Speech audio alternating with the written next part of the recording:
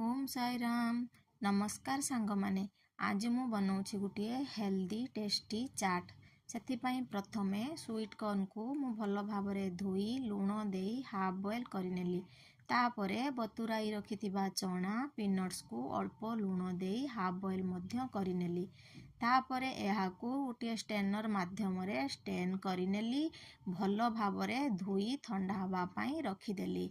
तापरे आउ गोटे बाउल रे सिझाई रखिथिबा स्वीट कॉर्न चना पीनट्स को नेली। सेथिरे काटी रखिथिबा काकुड़ी गाजर टमाटो कंचा लंका देली। अल्प मसाला सॉल्ट चाट मसाला ग्रीन चटनी लेंबू रस पियाज देई भल भावे मिक्स करनेली। आपण माने चाहिए धनिया पत्र मध्य देई पारिबे। मिक्स करनेली।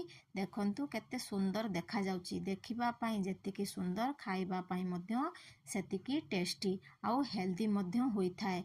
सांग माने आपण माने एही प्रोसेस रे थरे बनाई देखंतु केमिति लागिला मते कमेंट माध्यम रे निहाती जणांतु। प्लीज सांग माने आपण मानकु जदि मो वीडियो गुडको भलो लागु थाए लाइक शेयर सब्सक्राइब निहाती करंतु।